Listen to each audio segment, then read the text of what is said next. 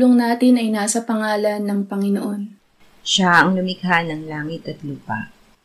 Ating ipahayag ang ating mga kasalanan sa Diyos. Ang ating Diyos ay Diyos na mahabagin at mapagpatawad.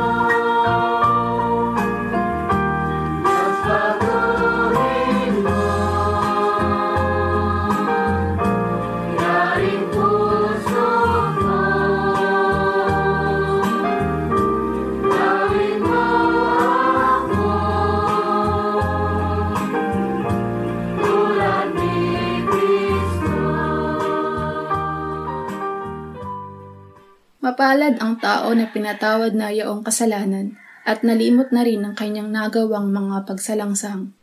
Mapalad ang taong sa harap ng Panginoon ay di na pinararatangan ng kasalanan, dahilan sa siya ay hindi nanlilinlang.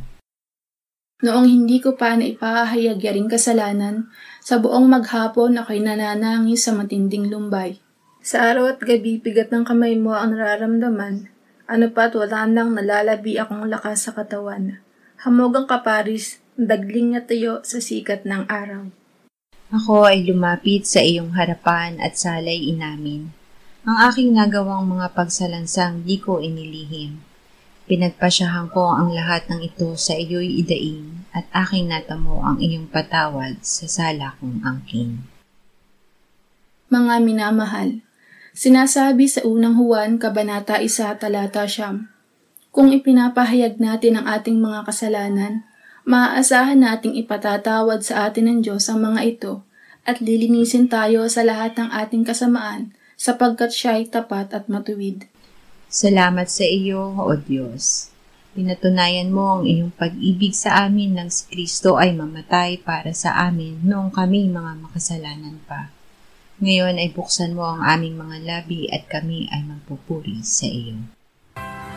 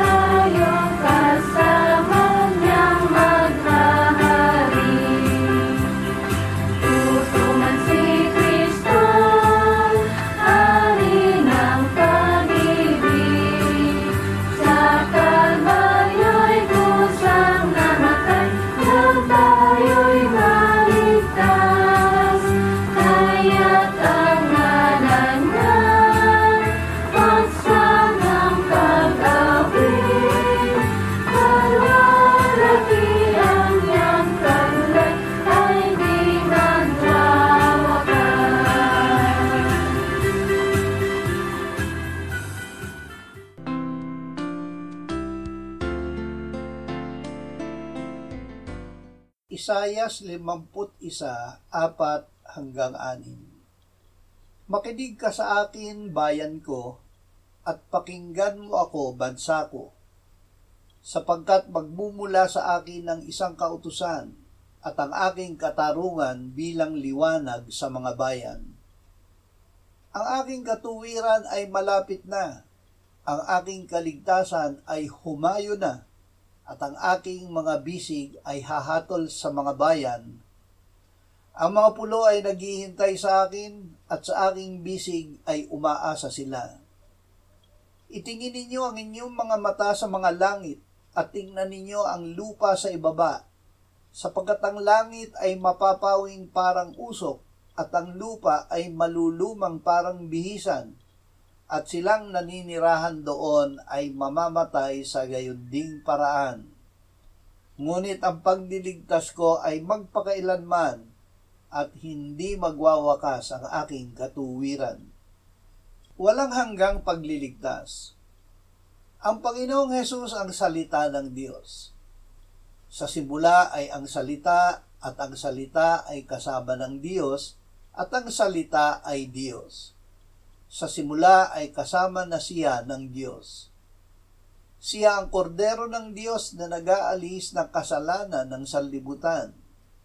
Siya ang kordero na pinaslang buhat ng itatag ang sanlibutan. Sinugo ng Ama ang anak bilang tagapagligtas ng sanlibutan. Alam natin na naparito ang anak ng Diyos at binigyan niya tayo ng pagkaunawa upang ating makilala siya na totoo. At tayo'y nasa Kanya na totoo, sa Kanyang anak na si Jesucristo. Ito ang tunay na Diyos at buhay na walang hanggan. Awit 73. Ang Panginoon ay naghahari, siya'y nakasuot ng karilagan. Ang Panginoon ay nananamit, siya'y nabibigkisa ng kalakasan. Ang sanlibutan ay Kanyang itinatag, hindi ito matitinag. Ang trono mo'y natatag noong una, ikaw ay mula sa walang pasimula. Ang mga baha ay tumaas o Panginoon, ang mga baha ay nagtaas ng kanilang ugong, ang mga baha ay nagtaas ng kanilang mga alon. Higit na makapangyarihan kaysa sa dagundong ng maraming tubig, kaysa sa malalakas na hampas ng alon sa dagat, ang Panginoon sa itaas ay makapangyarihan. Ang iyong mga utos ay tiyak na tiyak, ang kabanalan sa iyong sambahayan ay nararapat o Panginoon magpakailanman. Hari magpakailanman. Ang Panginoon ay maghahari magpakailan pa man. Ang kaharian mo'y walang hanggang kaharian at nananatili sa lahat ng salinlahi ang iyong kapangyarihan. Sinabi ni Pilato, kung ganoon, isa kang ang hari. Sumagot si Jesus, ikaw na ang nagsasabing ako'y hari. Nagpatotoo si Apostol Juan, nakita kong nabuksan ang langit at naroon ang isang kabayong puti. At ang nakasakay doon ay tinatawag na tapat at totoo. At sa katuwiran siya ay humahatol at nakikipagdigma.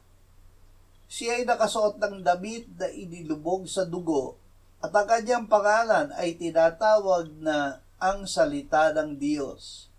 At siya ay mayroong isang pangalang nakasulat sa kanyang damit at sa kanyang hita, Hari ng mga hari at Panginoon ng mga Panginoon.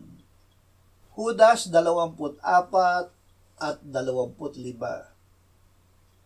Ngayon sa kanya na may kakayahang mag-ingat sa inyo mula sa pagkatisod, at sa inyo'y makapaghaharap na walang kapintasan sa harapan ng kanyang kaluwalhatian na may malaking kagalakan. Sa isang Diyos na ating tagapagligtas, sa pamamagitan ni Jesucristo na ating Panginoon, sumakanya nawa ang kaluwalhatian, ang karangalan, ang kapangyarihan, at ang kapamahalaan bago pa ang lahat ng panahon, at ngayon at magpakailanman. Amen. Pinapaging banal. Hiniling ng Panginoong Hesus sa Ama para sa mga alagad pabanalin mo sila sa katotohanan. Ang salita mo ay katotohanan. Si Jesus man ay nagdusa sa labas ng pintuan ng lungsod upang gawing banal ang mga tao sa pamamagitan ng kanyang sariling dugo. Ang mananampalataya ay itinalaga ng Diyos Ama at ginawang banal ng Espiritu upang sumunod kay Jesucristo at mawisikan ng kanyang dugo. Ito ang kalooban ng Diyos, ang inyong pagiging banal. Pakabanalin nawa kayong lubos mismo ng Diyos ng kapayapaan, at ang inyong espiritu at kaluluwa at katawan ay ingatang buo na walang kapintasan sa pagdating ng ating Panginoong Hesukristo. Tapat ang sa inyo'y tumatawag, nagagawa rin naman ito. Marcos 13:24-27.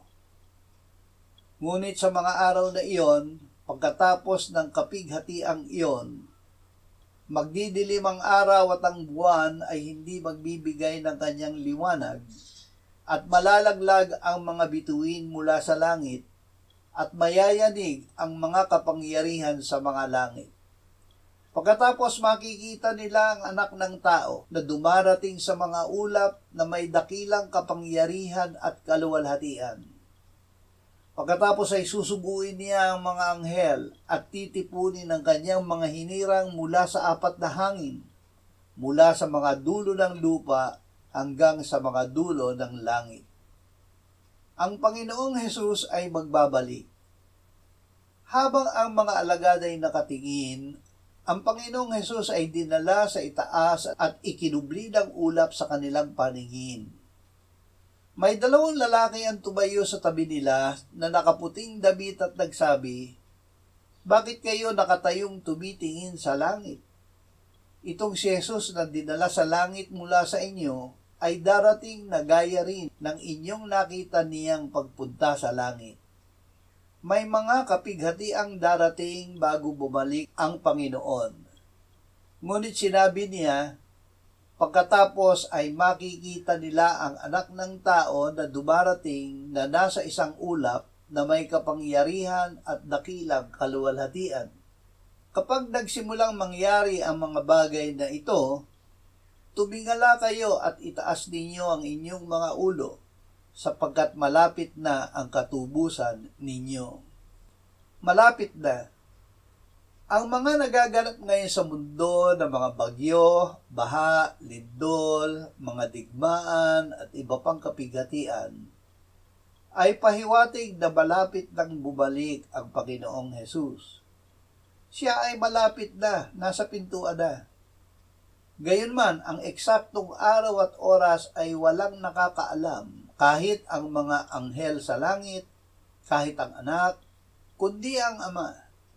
Kaya tayo ay mag-ingat at magbantay, sapagkat hindi natin nalalaman kung kailan ang panahon. Sinabi ng Panginoon, maging handa kayo.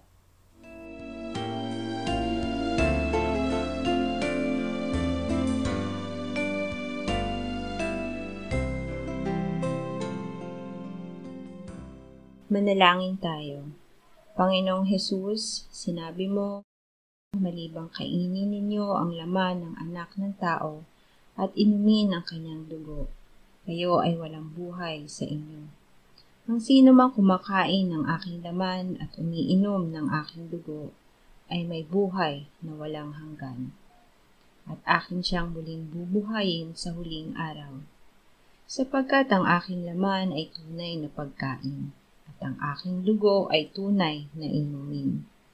Siya na kumakain ng aking laman at umiinom ng aking dugo ay nananahan sa akin at ako sa kanya. Kung paanong buhay ang Ama na nagsugo sa akin at ako ay nabubuhay sa pamamagitan ng Ama, gayon din siya na kumakain sa akin. Siya man ay mabubuhay sa pamamagitan ko. Panginoong Hesus, aming tagapagligtas, tinatanggap ka namin sa oras na ito bilang aming tinapay ng buhay.